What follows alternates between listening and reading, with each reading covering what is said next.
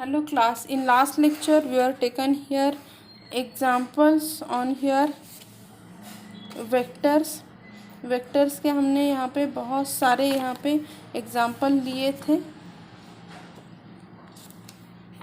Sorry, ये वाला point लिया था कि vector joining two points, okay, and some notes we were take note down.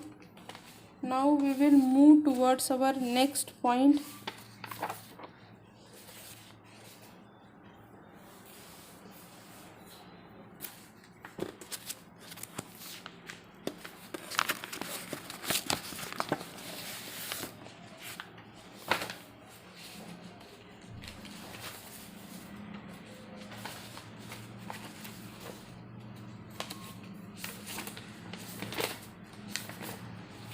Last lecture में हमने ये सारे पॉइंट्स आपके कवर कर लिए थे, ओके. ये यहाँ तक हमने सभी नोट्स भी नोट डाउन कर लिए थे. आज हम नेक्स्ट नोट जो है वो देखते हैं, that collinearity of 3 points. Next है कोलिनियरिटी ऑफ 3 पॉइंट्स. 3 पॉइंट की कोलिनियरिटी हम कैसे डिस्क्राइब करेंगे वो हम देखते हैं. If A B C are 3 points, okay, and A bar, B bar and C bar are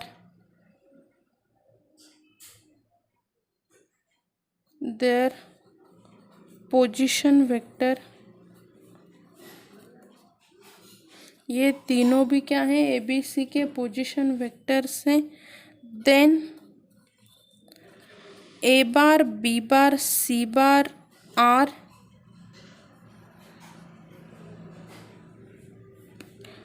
collinear if and only if there exists a scalar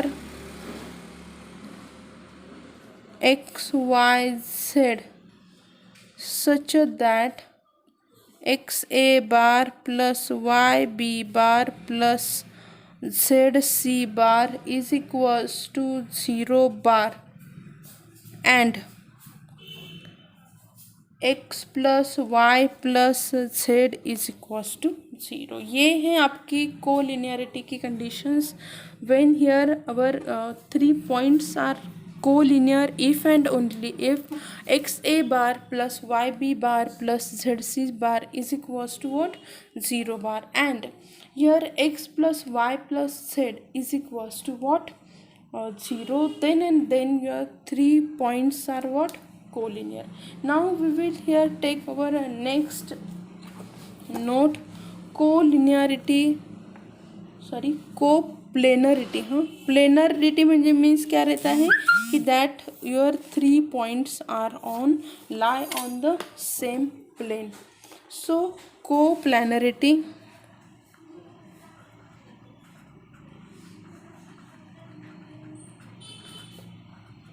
of 4 points.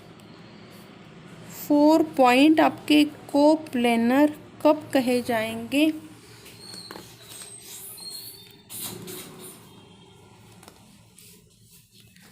If A B C D are 4 points and A bar, B bar, C bar and D bar are position vectors. तो क्या हो जाएगा आपका यहाँ पे, then A bar, B bar, C bar, D bar are coplanar if and only if there exist scalars x, y, z and w such that x a bar plus y b bar plus z c bar plus w d bar is equals to 0 and x plus y plus z plus w is equals to zero. ये coplanar की है, this is collinear, दोनों में difference है। So please note down this. Next है linearly dependent vector. Linearly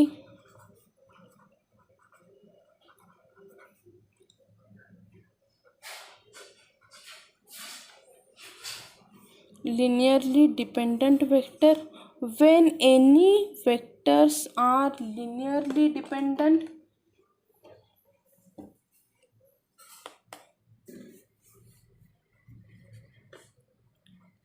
a set of non-zero vectors a bar, b bar and c bar is said to be linearly dependent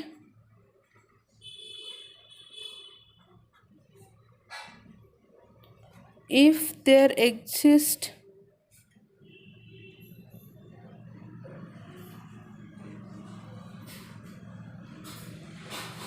scalar x, y and z not all zero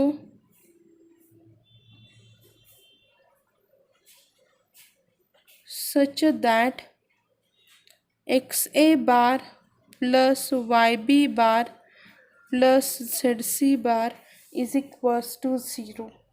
So such vectors a bar, b bar and c bar are coplanar. ये vectors क्या रहेंगे आपके? Coplanar रहेंगे। Okay, now ये हो गया आपका linearly dependent vector. Now we will see next point, linearly independent vector. तीन वेक्टर कब रहेंगे? यहाँ पे देखो कंडीशन सेम ही हैं। ओके, कोलिनियरिटी की कंडीशंस देखोगे सेम आती है, आपका कोप्लेनर की कंडीशन सेम है, लिनियरली डिपेंडेंट की कंडीशन सेम है। चेंजेस कहाँ पे है? देखो कि यहाँ पे क्या है कि इसमें से एक्स वाई जेड कोई भी ज़ीरो नहीं चाहिए। सेम कंडीशंस यहाँ पे भी आती हैं कि नॉट ऑल एक्स वाई जेड्स आर ज़ीरो, सभी एक्स वाई जेड्स ज़ीरो नहीं होने चाहिए। ओके, यहाँ पे भी सेम है। यहाँ पे मैं आपको लिख के देती हूँ कि एक्स वाई जेड डब्ल्यू नॉट ऑल ज़ीरो, एक तो कम से कम एक नॉन ज़ीरो होना चाहिए। यहाँ पे भी not all zero, not all zero. Okay, तो ये क्या है आपका यहाँ पे लिनियरली डिपेंडेंट की condition. Now we will move toward next point, that linearly independent vector. So what is the linearly dependent vector?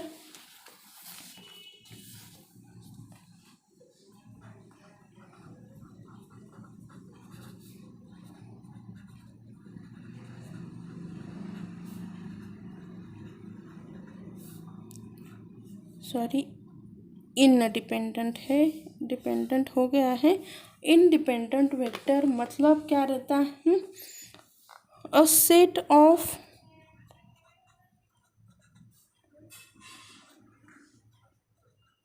Non zero vectors A bar, B bar and C bar is said to be linearly independent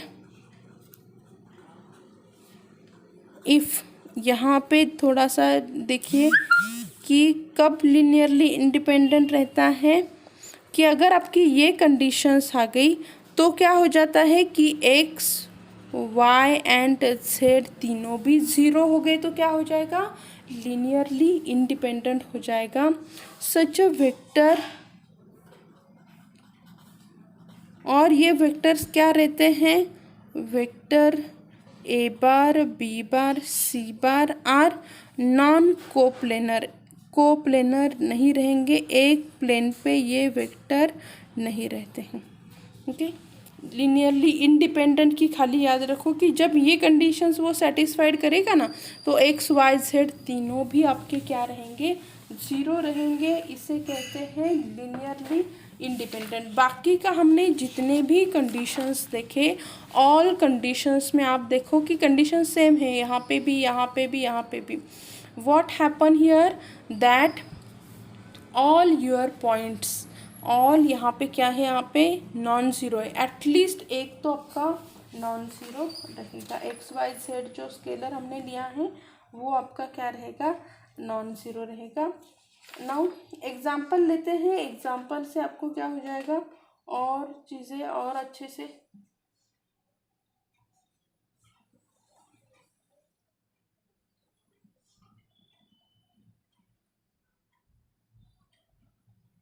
समझ में आ जाएगी।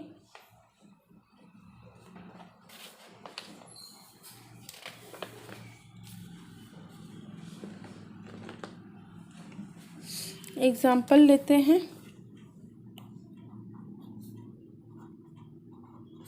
Find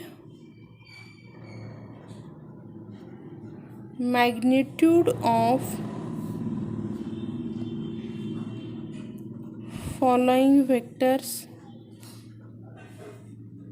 first है a bar is equals to i cap minus 2j cap plus 4k cap, and यहाँ पे हमें क्या करना है, मैग्नीट्यूड इसका फाइंड आउट करना है। So how we find out the magnitude of this, magnitude मतलब क्या रहता है, mod of A is equals to, यहाँ पे आई का कोएफिशिएंट क्या है, 1 है, उसका स्क्वायर करो। ये जे का कोएफिशिएंट क्या है, -2 है, उसका स्क्वायर करो। के का कोएफिशिएंट क्या है, 4 है, उसका square, which is nothing but 1 + 4 + 16, so it is under root of 21। ऐसे क्या करते हैं, मैग्नीट्यूड फाइंड आउट करते हैं। -2 है ना तो उसे एज इट इज़ ले लो। ओके, माइनस साइन का भी आपको क्या करना रहता है, स्क्वायरिंग में लेना रहता है। नेक्स्ट दिया है कि B bar is equals to 4i cap -3j cap -7k cap. तो इसे कैसे करेंगे हम, magnitude of B bar is equals to under root of 4 का स्क्वायर प्लस -3 का स्क्वायर प्लस -7 का square, which is nothing but 16 + 9 + 49, which is equals to what, under root of 74 mod of B bar. मतलब ये क्या है, magnitude है, right ना। अभी उन्होंने और एक पूछा है हमें, थर्ड लेते हैं, सी ए vector with initial point 1 - 3 4 and terminal point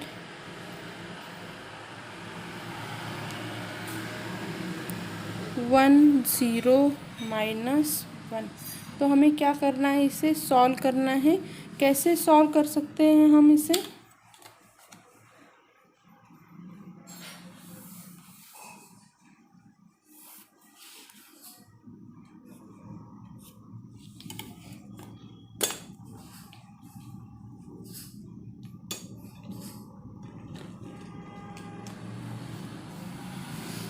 हमें पॉइंट दिया है, हम ए रिप्रेजेंट करते हैं इनिशियल पॉइंट को 1 माइनस 3 एंड 4, बी करते हैं 1 0 माइनस 1। तो सब आपका vector A B bar is equals to क्या हो जाएगा यहाँ पे, फर्स्ट यहाँ पे दिस पॉइंट माइनस दिस,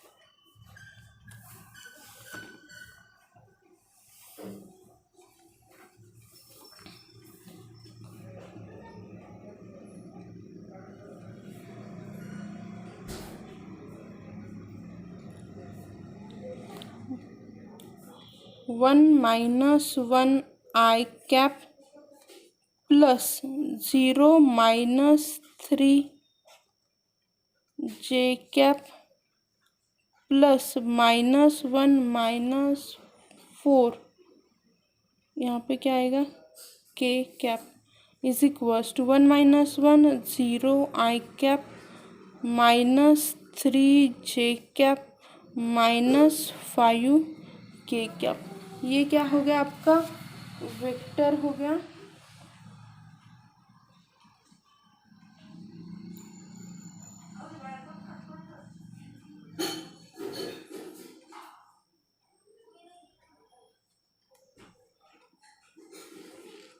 ये माइनस है ना, तो माइनस माइनस प्लस 3 हो जाएगा, सॉरी। तो यहाँ पे आपका ए बी बार मिल गया 3j माइनस 5 के कैप, क्योंकि ये है आपका वेक्टर ए बी बार। उन्होंने हमें उसका मैग्नीट्यूड, सॉरी ये मैग्नीट्यूड नहीं है, ये मैग्नीट्यूड नहीं है, अभी हम उसका मैग्नीट्यूड निकालेंगे। Magnitude is equals to under root of, जितने हैं उनका क्या करो स्क्वायर करो, -5 का square under root of 9 plus 25 which is equals to under root of 34। तो ये क्या आ जाएगा, इसका मैग्नीट्यूड आ जाएगा। ओके, इस टाइप से हम क्या करते हैं, फाइंड करते हैं मैग्नीट्यूड को ना। नेक्स्ट एक एग्जांपल है,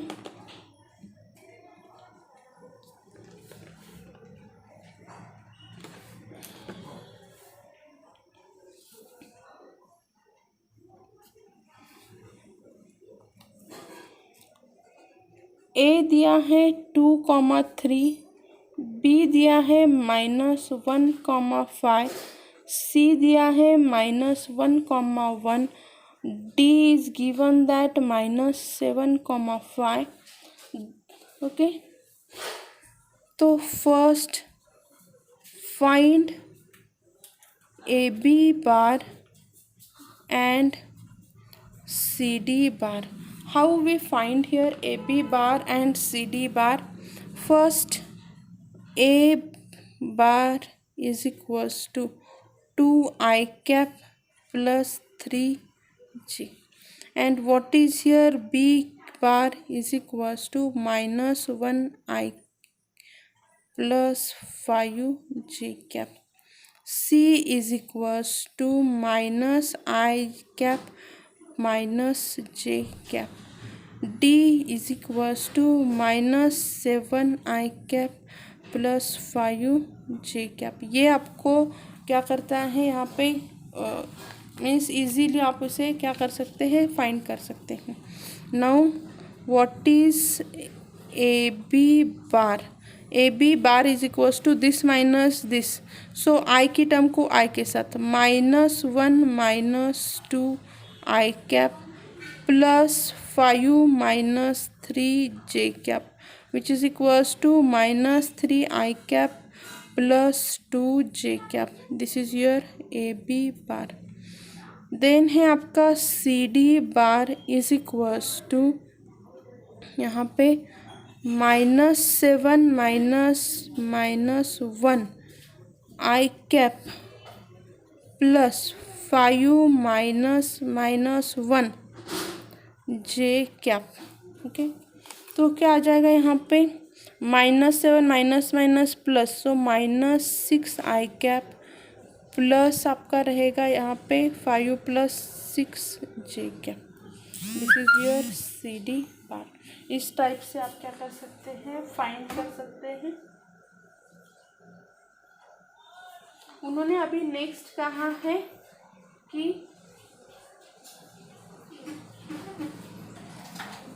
इज ए बी इज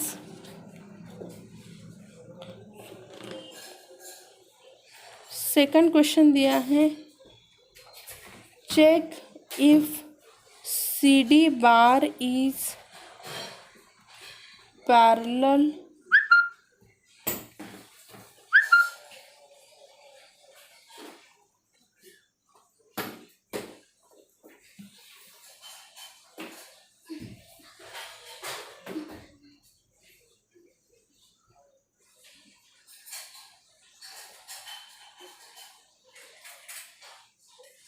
ये प्लस है, हाँ ये प्लस है, तो ये आपका क्या हो जाएगा, ये +4 हो जाएगा, ये +4 हो जाएगा। C D is parallel to A B bar. Check करते हैं,